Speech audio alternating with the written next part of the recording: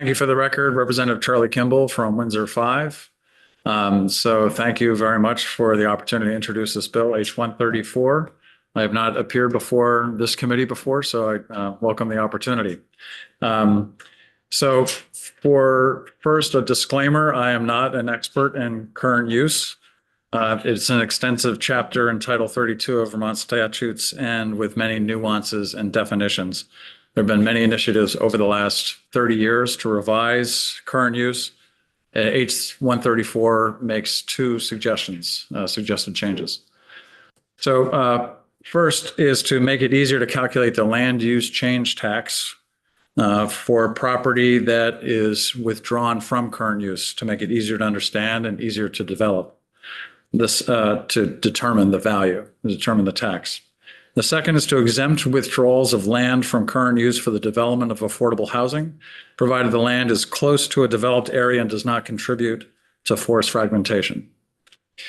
So a constituent of mine reached out to me a few months ago, actually before I was elected, to withdraw 11 acres of his land from current use because he had to sell his land for financial reasons and because he could no longer physically work the land anymore. He'd been doing it for 30 years, now in his 70s, he just couldn't do it anymore.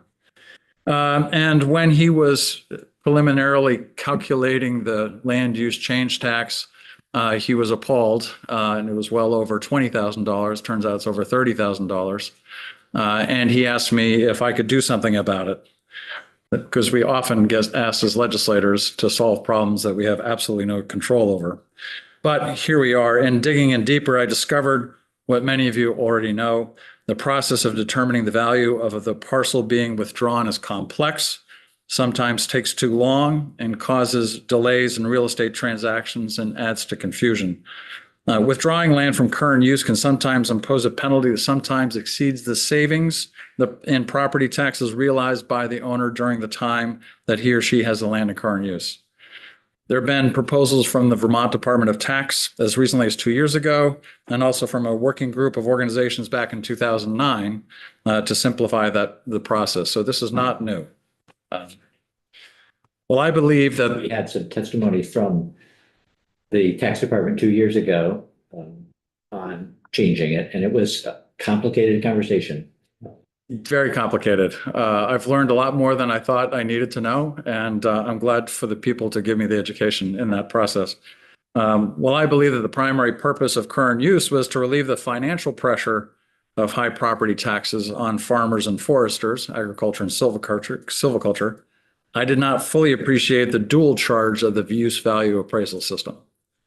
So in statute, the purpose of use value appraisal, 32 VSA 3750 for those following at home. The statutory purpose of the Vermont Use Value Appraisal Program in Chapter 124 of this chapter is to preserve the working landscape, preserve the rural character of Vermont, protect the natural ecological systems and natural resources of the forest land of Vermont. So it's kind of like the Federal Reserve trying to maintain full employment while low interest rates. So it's really difficult to do both at the same time. And I didn't understand how the land use change tax was so complicated, and that it is intended in part to discourage withdrawals from current use to the preservation, in service to the preservation of the natural ecological systems and natural resources in Vermont. So after introducing H-134 with my co-sponsors, I was contacted by a local vintner who has been maintaining a vineyard on a 13-acre parcel of land, which he had leased from the owner. When he purchased the property from the owner and maintained his vineyard, it was considered to be developed. And he was assessed a land use change tax because it was not a minimum of 25 acres. Same land, same use, new tax. So it's cases like these that can fall through the cracks and cause undue burden on the seller or the farmer. H-134 does not address that issue in particular, but it is something that your committee may want to consider if you take up the bill. The second section of the bill is to encourage development of affordable housing in areas close to growth centers, village centers, or neighborhood development areas. We continue to have a housing shortage. No surprise to anyone here, and it is common sense that where parcels are well situated on a public road, close to town, where development won't lead to forced fragmentation, that we encourage the development of housing there. removing the land use change tax on the portion of a parcel that is withdrawn for that use removes another barrier from development. So question is, what is fragmentation? Well, the hardest part may be to determine how to administer a policy of developed housing that doesn't contribute to fragmentation of land that is enrolled in current use. I mean, by definition, it will fragment the parcel or the block of land if separated from the major parcel. In the Oxford Dictionary, the process of fragmentation means the process or state of breaking or being broken into small or separate parts. So by definition, it is fragmentation. However, Act 118 of 2014 commissioned a report assessing the current and projected effects of fragmentation on Vermont's forest lands and providing recommendations, including regulatory and non-regulatory mechanisms and legislation, if appropriate, for how to best protect the integrity of Vermont's forest lands and preserve large blocks of contiguous forest land. So the ensuing report in 2015 is the Vermont Forest Fragmentation Report. Said forest fragmentation is the breaking of large contiguous forested areas into smaller pieces of forest, typically by roads, agriculture, utility corridors, subdivisions, or other human development. That's really talking about just forest fragmentation. We're not talking about agricultural land fragmentation, but we have to consider both in this sense. So what is forest fragmentation? Well, Act 171 of 2016, not 1016, which I submitted in my testimony because that would precede the Vermont legislature, is forest fragmentation means the division or conversion of a forest block by land development other than by a recreational trail or use exempt from regulation under subsection 4413 of this title. So perhaps it is better to consider putting limits on the degree to which the parcel is fragmented that isn't in the bill. So an early construct of the bill applied only to the land that was adjacent to growth centers, village centers, NDAs, designated downtowns, and new town centers. But it turns out that only 3 of the designated areas have current use enrolled adjacent parcels, and that there were only 190 parcels across the state that were adjacent. Now, one could creatively interpret adjacent to mean nearby, but really it means abutting. So to increase the number of parcels to consider, we changed the boundary to 3 miles from those centers. Well, it's a little much. 14.7 thousand parcels out of 19,000 in the state that are currently enrolled in current use. That's too much. That is what is currently in the bill, and I'm confident that in your good committee process, you'll come to a distance that is more acceptable. I suggest half a mile, the same as what was contained in Act 181 of 2024 when defining Tier 1A and 1B development areas for the development of priority housing projects that would be exempt from Act 250. So that's the substance of H134. I've spoken with folks at the Agency of Natural Resources, the Department of Taxes, and the Vermont Natural Resources Council, and there seems to be agreement that the process of determining the land use change tax needs to be simplified. And both the Department of Tax and VNRC have some ideas around that if the current proposal is not acceptable. So I want to thank you for your consideration.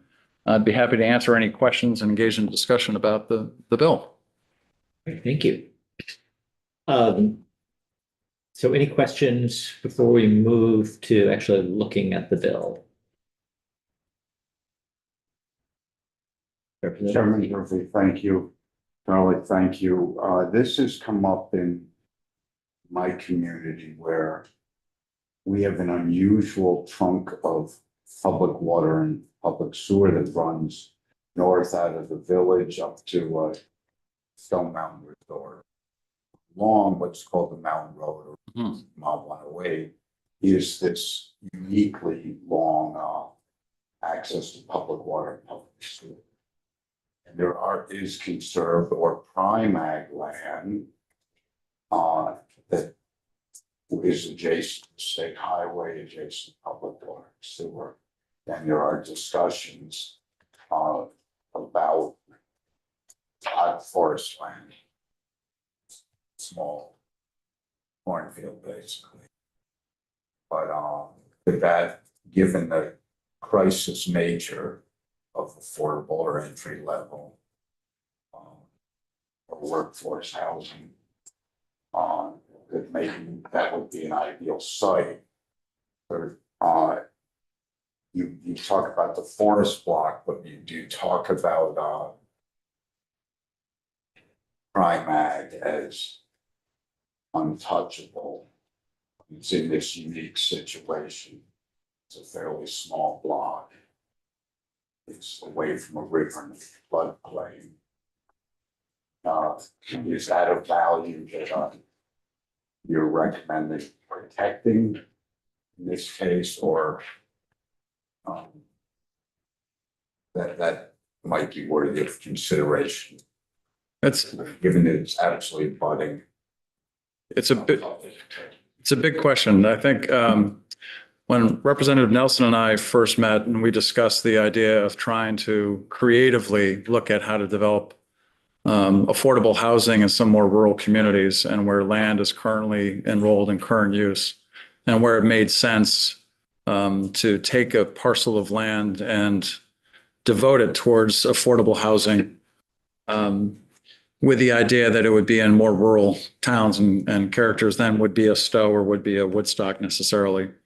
So I can't speak to that specific thing in question, but there's a lot of things in the current use legislation and the statute about forest fragmentation. There's not as much that I have found anyway, and I could be schooled in that, around fragmenting agricultural land. I mean, there was protection of prime ag soils, but I don't know from that perspective if it would apply to that.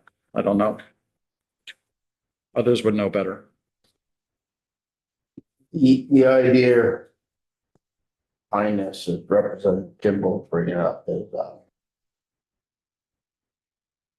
lot of farms next to village centers. Within, close to services could have a piece of land that's not paramount to the operation of their farm, be it prime ag or not, could be a small field, kind of like you're describing. And it was so we could have growth in our communities without penalty. Our communities have enjoyed having this agricultural land, a lot of them for a generation. But there's nowhere for the community to develop and grow. So it's removing the penalty for, entry level workforce type housing, not so somebody can buy the backside of the field and build a 5,000 square foot monolith back there and call it Shangri-La and, I got mine. It's so we can have, and maybe even higher density type housing. That's the premise behind this. It's to create opportunities for our neighbors back home. I was having breakfast with a bunch of guys Sunday morning, and behind the gas station on the other side of the road is an 6 acre field right along water and sewer. And no, I don't want it. And it's a 6 acre field on beautiful soils. It's a small field. There could be 4, 5, 6, 1,000, 1,200 square foot homes built on that. A nice little community right there for people. Then it's right off the interstate, right downtown, right across from Bowling Green's big facility, close to the high school, the junior high school, close to the hospital. Great place for people to start a family or start life. So that's the idea behind it. Right. Good, that's some good context. Why don't we have Kirby come on up? Thank you, Representative Kimball, please stay if you would like. And Before I go, I mean, what Richard was speaking, what Representative Nelson was speaking to specifically there is when we were talking about trying to minimize the impact of the development of a property being withdrawn from current use on the rest of the forest block, if it's a forest block, or the wildlife corridors, difficult to define. And in terms of how you do that responsibly, but that's what we were reaching for. That's what we wanted to do. Thank you. Kirby, I think this is your first time in our committee in a while. That's right. Ever? I think I popped in for one thing last session. So Yeah. Kirby Keaton Legislative Council, I handle the tax portfolio for our office. So the tax side of current use. I'm sure you're familiar with Michael Grady, who handles more of the policy side of current use. So you don't see me as often. Usually it's because land use change tax comes up. Yeah, so would you like me to share screen and walk through the bill that way? Yeah, if you would bring it up, I think I'm waiting to connect to Zoom.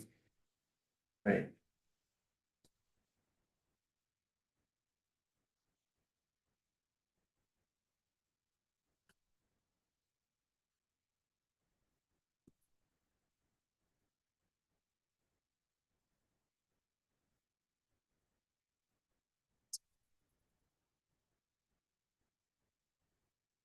Okay, so we have H-134. And there are two sections of the bill, but we can wait for things to get dim. Sorry. If it's too dim, we can turn the light up. Yeah, I'm gonna let some of it. Is it? Right now that everyone can see it. Okay, so the first section makes the change to the calculation when a portion of a parcel is removed from the program. Under current law, PVR calculates land use change tax based off of, well, working with the listers, of course, calculates land use change tax based on if that portion of a parcel were to be valued as its own separate parcel, which requires some work on the applicable lister to go in and figure that out. So in the normal course of things, the value for the entire parcel that's enrolled would be on the grand list already. And because there's the current use hold harmless payment, that's something that we make sure is kept up and accurate. So we know the value of the entire parcel, but when there's a portion that needs to be valued, that requires extra work and PVR to work with the listers to try to get that right. I would leave it to the department to describe the whole problem created by doing it this way. But I understand that it's inefficient and it causes big delays, I think is what's been told about the outcome of doing it this way. So what the bill does is it reverts this calculation based back to being based on what it used to be. I think, I don't know, maybe you know, in the last 10 years, I think this change was made. So it used to be that when a portion of a parcel was removed, that the value would be based on prorated based on acreage that was being removed. So you would take that value that's on the grand list that we know, and you proportionally figure out the value based on if 50% is removed, then 50% of the value is what you would use for the land use change tax calculation. So much easier, something that could, in theory, at least be done right away on paper because the grand list value is already known. So that's my understanding about why this was preferable and why PVR has said that this causes problems in the real world, having the proration done the way it is under current law. Are there any questions about? So that's simple, change it from taking out that one bit of language and then putting in the prorated language. Yeah. And that's Basically the only change in section 1. That's right. And those words you see there are what the old law used to say verbatim. So there's no confusion about what to do. Representative O'Brien? So it's, once you're gonna withdraw it, it's based on the fair market value of the entire parcel? So what listers and assessors are supposed to do under the law is to determine the fair market value of a parcel. And so the grand list value is the fair market value, except for a few exceptional cases. So when we say fair market value, yeah, it's pretty much the same thing as the grand list value in practice. Under current law, the grand list value is known for the entire parcel, but they have to do extra work to figure out what would it be if it's its own parcel. Could you go back actually maybe to the bottom of the previous page? And just walk us through, because I think that, well, the change itself is pretty straightforward. Not all of us anyway, are entirely familiar with existing law. So just, I mean, I think it might be helpful just to read that. Yeah. Okay. Walk us through this here. So some background about land use change. Either background or just reading, just give us a chance, or you can read it aloud and we can follow along. And then ask questions if we have them. Sure. Would you prefer that I read it or just explain the background? Yeah, explaining it would be, Okay. that's fine too. So land use change tax is a tax of 10% of the fair market value of changed land. So it's quite high. That's probably going to be years worth of the equivalent of property taxes. So if a parcel is developed or if it's unenrolled, then land use change tax can apply. There's some other details about there's some exemptions and there's some other details about places where or ways it won't apply. The fair market value, as we said, is the grand list value. That's what that means when it says that. And then the assessing official is going to decide that value. When it comes to unenrolled or having a portion of the parcel unenrolled, there has to be a distinct valuation that's done that's not already on the grand list, it's on the books. And one other detail to know about this is that PVR will put a lien on the land when land use change tax is owed. So there's a permanent lien that's reported to ensure that the land use change tax gets paid, and that doesn't get removed until it's either paid or shown to be exempt or something else. So that's the general overview of how the land use change tax works. So it doesn't really matter as far as the acreage, whether it was being taxed at, say, the forested acre per acre amount or the ag land per acre amount. That doesn't come into that equation at all. That's correct. Okay. Representative Nelson. Thank you. So if you took 5 acres of land off a field and you were gonna sell it for, ease of figuring, $10,000 an acre to be developed, the tax of that would be 10% of that $10,000 per acre. It doesn't matter what you're selling it for. It matters how the town would value it. So if you sold it for 10, but the town figured it was worth 20, then you're gonna pay 10% of the 20. Yes. And the one reason why this was changed in the first place is that when you take 2 acres out of 100 acres, it's going to be probably more valuable than just 2% of the whole parcel, because that lot starts to increase in value because it could be developed, and that's just what happens. Like the smaller the parcel, generally, the more it's worth per acreage. Mm-hmm. So this tends to result in higher land use change tax owed. But the calculation to get there, according to PVR and other folks in the field, has caused a lot of inefficiencies and a lot of delays. Well, that's one of the problems with the whole process.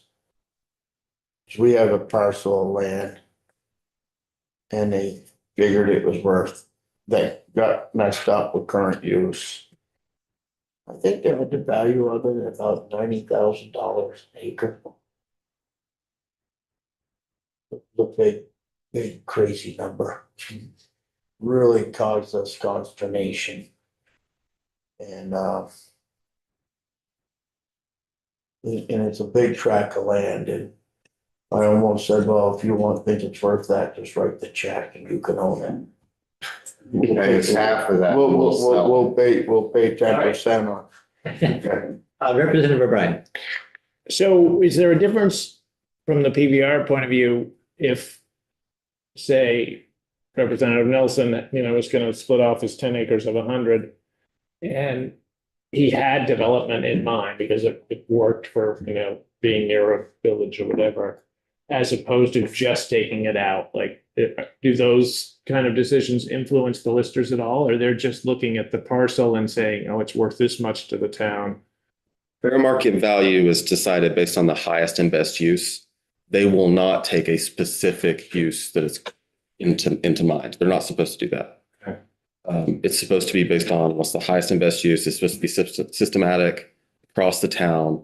They have land schedules for their town that have the value of acreage based on different, qualities. So it's more formulaic. It's not going to be, oh, it's being sold to a department store. That's going to probably be worth a lot. Let's take that into account. No, they don't do that. Even though they might know who the potential buyer is, whether that's a developer or whether it's Yeah, because going to be. if they did that, then we'd have real problems in being able to rely on our grand list. If it was anecdotal like that, if it was taking like a specific sale into account, that's like we have the equalization study and we have like CLAs, we have all this stuff to ensure that it's actually systematic across the board and that they're not doing that. They're not chasing sales. That's a term that they use. Right, yeah. Representative Lipson.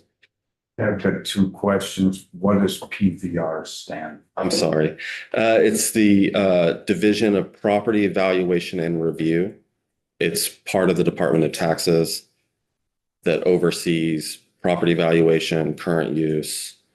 I think they've done some change. There used to be a couple other things that I think they've moved into the department, but it's the property tax side of the And department. are they a state entity or? Absolutely. They're part of the Vermont Department of Taxes.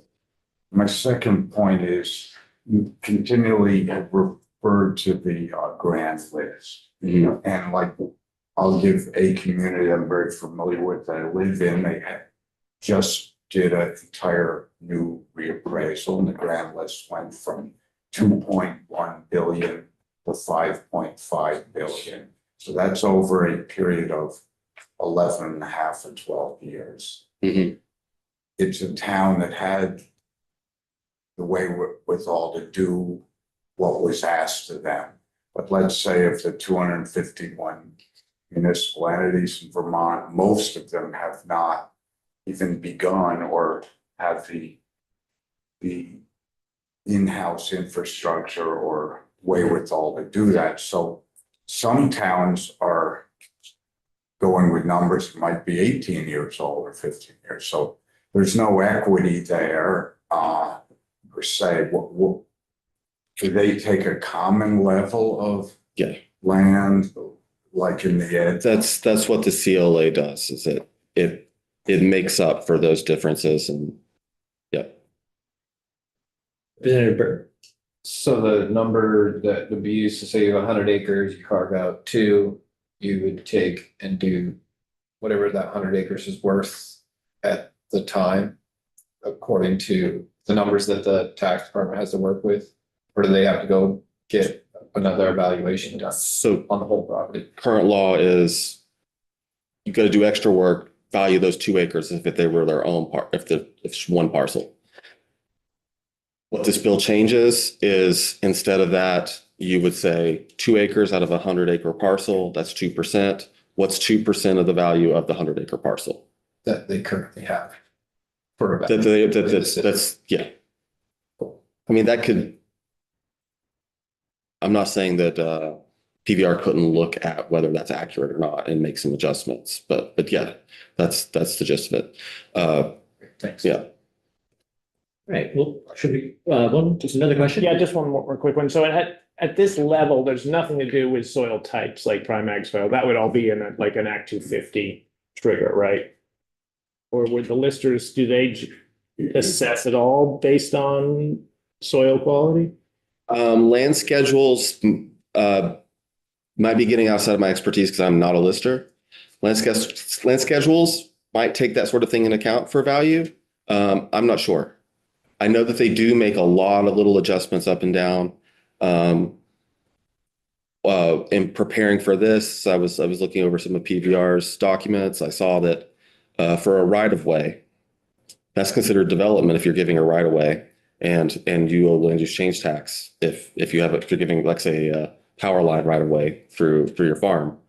In that case, they'll take that land value, but then they'll discount it a lot for that right of way because it's not worth as much now that there's power lines sitting there. So they multiply it by something like 0.1. So it's valued. It's basically as if it lost 90% of its value, and that's how they would calculate land use change tax for the value there.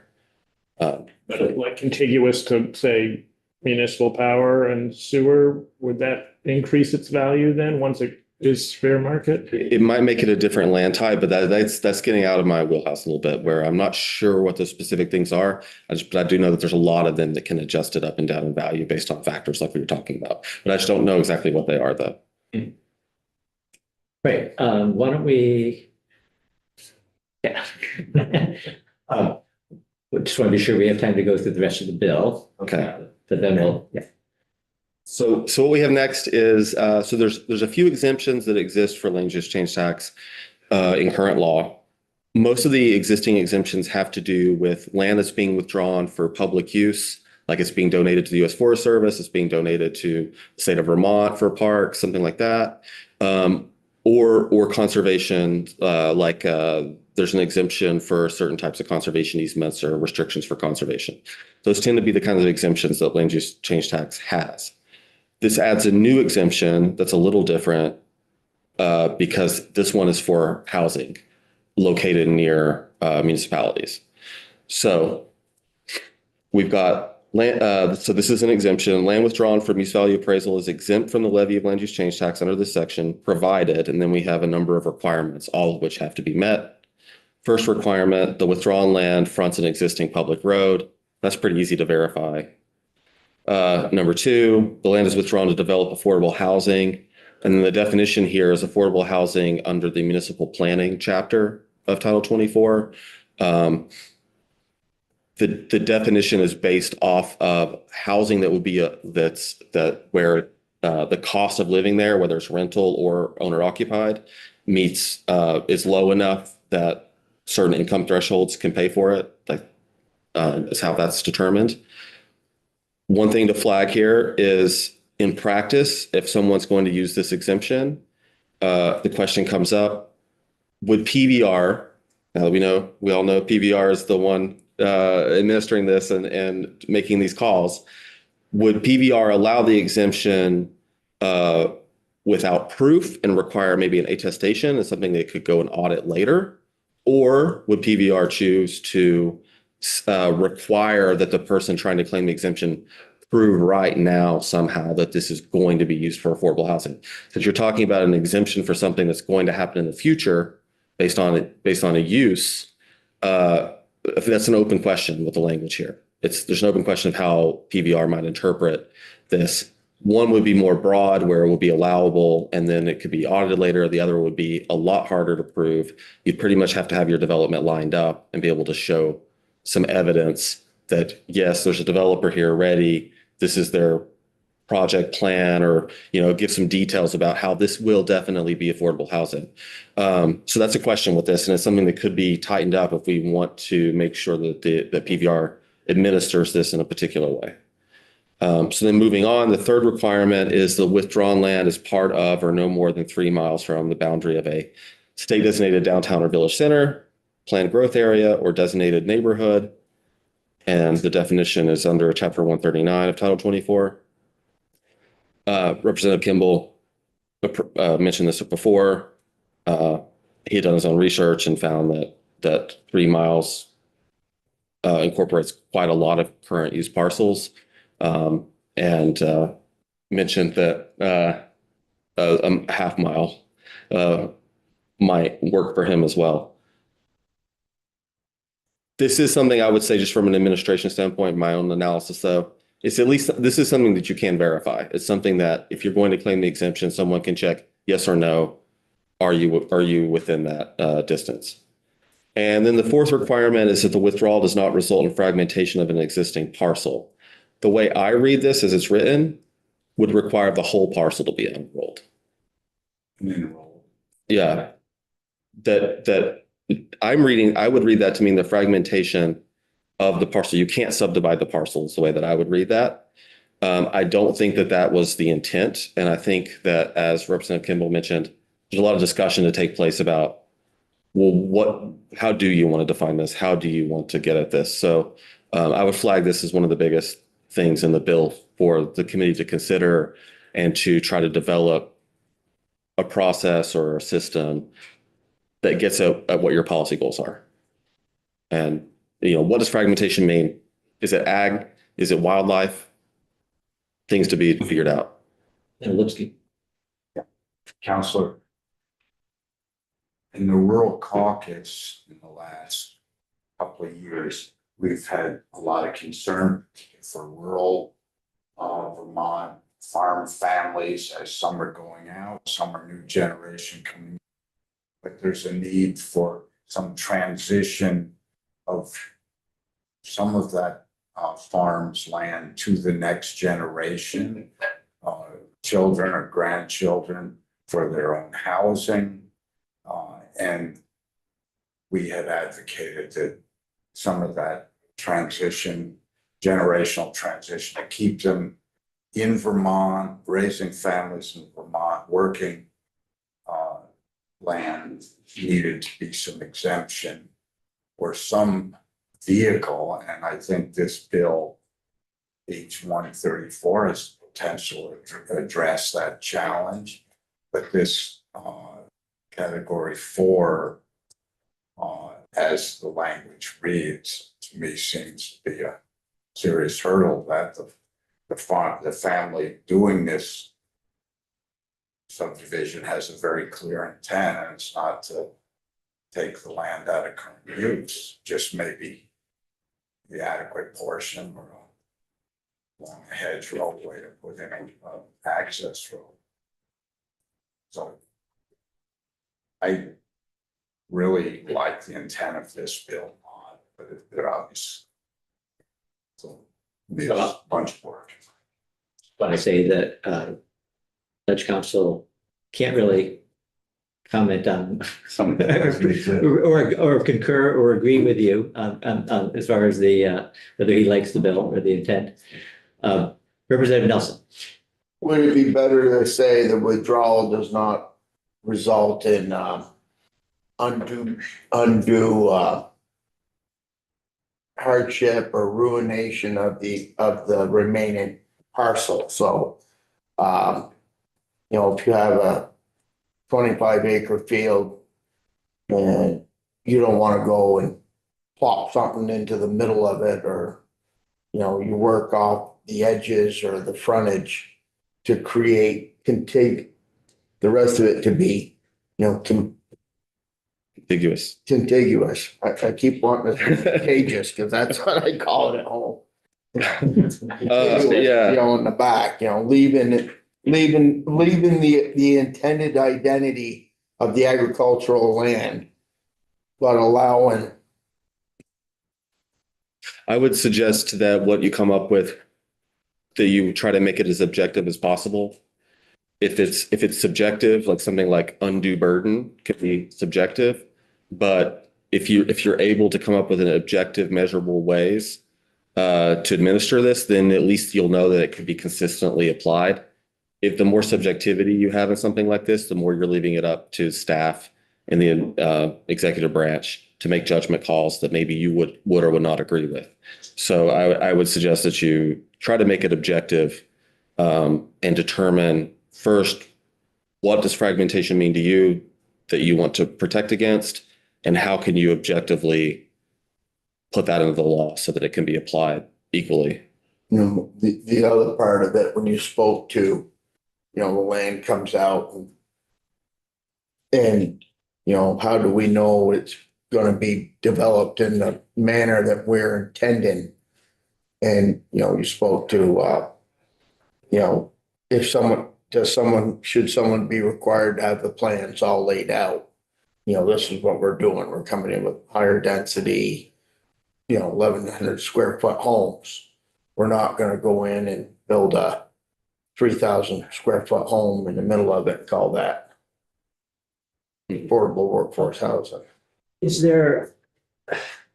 I'm gonna ask about something we heard, I think, when the tax department first came in a couple of weeks ago and was talking about current use, and that was that if you can take land out of current use and not have to pay the penalty in some cases if you're not until it's developed. So you might decide to not enroll anymore, perhaps because you've gotten to a point where you physically can't continue to farm it, but you're not assessed the penalty until the time comes when you develop it. I wonder if there are an opportunity here to say, you know, and I'm not sure that I completely understand the nuance of the existing law around that point, but if you were not assessed the penalty until you developed it, that you'd sort of be able to get around this problem. And then if you developed it as a McMansion, you're assessed the penalty. If it's affordable housing, then you're not. Yeah, and we could try to specify that this exemption could be used in that case So after the fact. I want to see if there's any other questions about what's currently here before we get too far into a bill that we are going to have to figure out how much more work we do on it.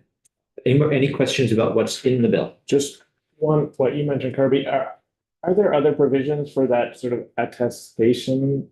You know, like I aspire to this, because there'd be no guarantee you could eventually get to having to go through Act 250 that you know, that you might be blocked with that. And so affordable housing might not even happen. In the Vermont tax code, yes, there are instances where there's an attestation. A lot of our tax code is voluntary compliance, more than people probably realize. We're just relying on people to be honest. That said, though, I don't know that the department loves having things like that because part of their job is tax compliance, and it makes it difficult for them to do that. So there is, you know, some tension there for you to decide how much honor system you want and how much verification on the front end you would prefer instead. All right, good. Well, thanks for walking us through. Did we get to the end? Actually, Yes. We did. Okay, effective date. Would be first. Okay. All right, good. Representative Kimball, just before you leave, did you have anything else you wanted to say? No, I think there's some very good background information suggestions, both the NRC, PBR, ANR. So. Yeah, good. Okay. Lots of resources. Yeah. All right, thank you, Kirby. Let's just take 4 or 5 minutes, if anybody needs a quick break, and then we'll be right back with Mike O'Grady.